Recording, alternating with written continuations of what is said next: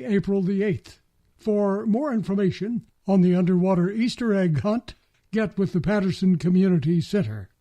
Don't throw away Old Glory. Bring your tattered American flag to WGNS and let the girls from BSA Troop 2019 at Trinity United Methodist Church retire it with dignity. Plus, we also recycle Bibles. Those are WGNS Good Neighbor events. Rutherford Issues with Brian Barrett on FM 101.9 and AM 1450 Murfreesboro, FM 100.5 Smyrna, and streaming at WGNSradio.com. Rutherford Issues, powered by Middle Tennessee Electric. MTE Sharing Change has now donated more than $11 million to local nonprofits, assisting worthy causes in our community. MTE, serving to make life better since 1936. We head to James Price of the Better Business Bureau, and tax day is approaching, and James, that always makes me think about when tax day is approaching, so is a shred event. So you got a lot to talk about today. Yeah. So, the shred event's coming up on April 22nd. So everybody kind of start getting your shred stuff ready. And we're going to have other things there that day. Habitat for Humanity is going to be there. You can drop off. It's spring cleaning time too. So if you have that old, fixtures or stuff around the house that you're saying, I'm never going to put up this light fixture again, or, why am I hanging onto this old door that I pulled off to replace a new one? Furniture. Habitat will take all that stuff. So bring it all out for Habitat for Humanity. We'll have a canned food drive, and we have more nonprofits that are going to be there that day. The bottom line here is this is Earth Day, and we're collecting the stuff and we'll shred it right there on site. But we'd like to highlight our local nonprofits and the people who are helping out our community on a day-to-day basis. So reach out more. You can find more on bbb.org, or you can always email me at jprice@gobbb.org for other details on this day's events. So April 22nd, that is, of course, Saturday, and it's usually 9 until the truck is full. Is that about the case this time? Yeah. We haven't had the trouble with the truck being full the last couple of years. Those trucks are pretty big, so just bring it on out. Don't let somebody get a hold of your information, which we constantly are warning people about. Yeah, most definitely. And you have kind of a retention form as well with, tax returns. How many years do you need to keep those and things like that? So that's a good thing to find on the website too. Yeah, absolutely. And so that's on the 22nd. Planet Fitness. Is it a drive-through again? Yep, okay. Drive-through. It'll be a great day. We'll get people in and out. We'll have a Texas Highway Patrol there, and more to kind of help us through it. But it'll be a good day. We'll get it in, get it out, and get it done, and get on with the rest of our day. There you go. So just make plans for that day over at Planet Fitness. That's just off of Old Fort Parkway, kind of close to the Walmart in that little between Walmart and Home Depot in that little shopping center there. So we're going to talk scams today, and I find it interesting that there are imposters of the BBB out there too. So we got a lot to cover with some scam alerts. Yeah, absolutely. There's not only people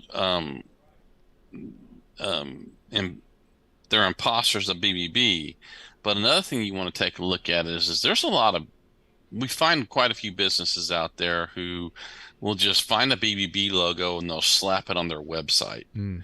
And so there's a couple of things you can do to make sure that you're really dealing with an accredited business. One of them is you should be able to click on that BBB link on their website, and it should take them to their BBB page. Now, I know that there's some businesses out there who that link doesn't work, but they're still accredited. So you can always go to bbb.org and specifically look up the business, and you can see their rating, you can see what they do, you can see if they have any complaints, you can see the reviews, and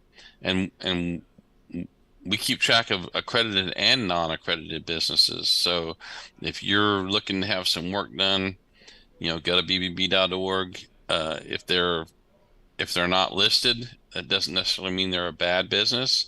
If they're not accredited, it doesn't necessarily mean they're a bad business. But the bottom line is it's a great place to start doing your research.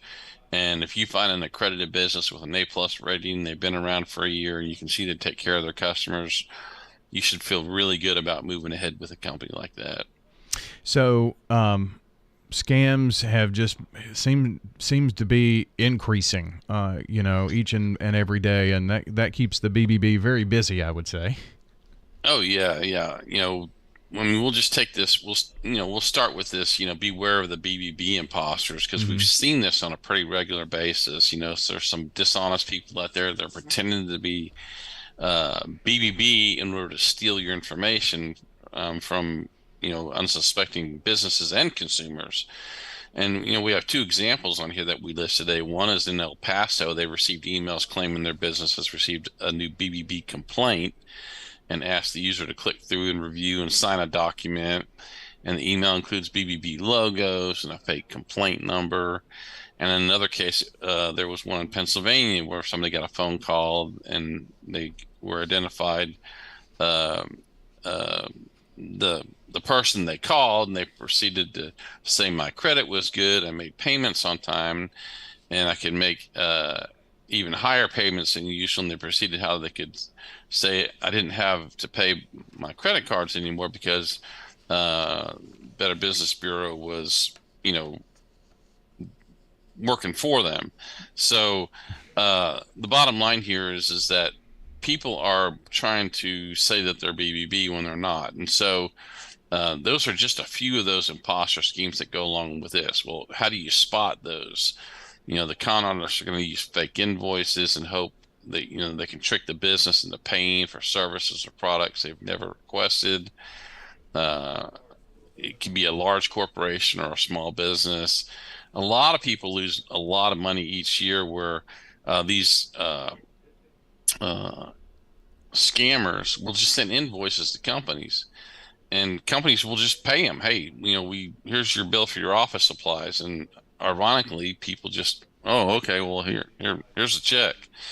So how to avoid these is understand how real your invoices are delivered. Scammers try to imitate companies that you actually do business with. Understand how your billing process works. Find out when the invoices are going to be delivered. Don't be intimidated. Scammers love using intimidation tactics to make you question whether or not an invoice was paid. People will impersonate government agencies to add weights and threats. Even if an invoice claims your payment is overdue, and legal action is going to be taken if you don't pay it immediately. Take time to verify it before you pay it. Establish procedures and inspecting invoices. You should have just a couple people in the office who pay the bills and invoices and verify shipments are there to make sure that you're paying for what you're getting. Train the staff to inspect invoices. Have them forward some of those things. Sometimes people just get those invoices in their inbox. They don't need to open them, because then sometimes that can put malware on your computer. Scammers they're real professionals at imitating agencies and, getting your data. So be very, very careful about that. Mm-hmm. And then just encourage open communication, make sure employees feel comfortable about, a problem or scams and that kind of stuff. So just be aware of that, watch for the, another one is the tech support scams, where they're saying, hey, we're locking down your computer, or, the ever so prevalent one that comes down that says, I control your computer. I put a camera on your computer and I've caught you doing things over the last 6 months that you wouldn't even want, your worst enemy to know about. And if you don't send me some money or cryptocurrency or something like this, I'm going to expose you to the world. don't fall for it. When warning screens pop up in your computers, don't click on them. Cold calls, if a caller calls and claims to be from a tech company, don't give them any information or access to your computer. That's a big thing, is don't ever give people access to your computer, because they can put malware on there and they can pull off data. Be leery of sponsored links when ads come up about clicking on them. A lot of them go right to the scammers. And then, of course, email. Scammers love to use email to reach victims. Don't click on links or download any attachments that kind of go with it. The big thing is just don't fall for these regular scams. BBB's, we're never going to ask for passwords or get access to your device or that kind of thing. If you're really unsure about it, tell the caller you're going to call them back, and then look up BBB directly in your area, and you make the call to BBB, which is a good thing to do with any business that calls you. Is just, hey, let me call you back. Right. And don't call them on the number that they give you. You look up the number yourself to make sure that the number that you're calling is a legitimate part of the business. James Price of the Better Business Bureau is with us today, and you mentioned how scammers are getting very, very good at what they do, and it's sometimes it's getting more difficult to even be able to know how to spot scams out there, James. Yeah, absolutely. So, I want to kind of bring everybody's attention today to another article that we have on bbb.org. And it's, if you go to bbb.org and you scroll down a little bit, you'll see one of our articles is a scam alert, how to spot a scam. And so the BBB has published a new scam alert every week for the past 10 years, and we've kind of learned some things about scams, from phony messages to fake surveys, every different way these scammers work.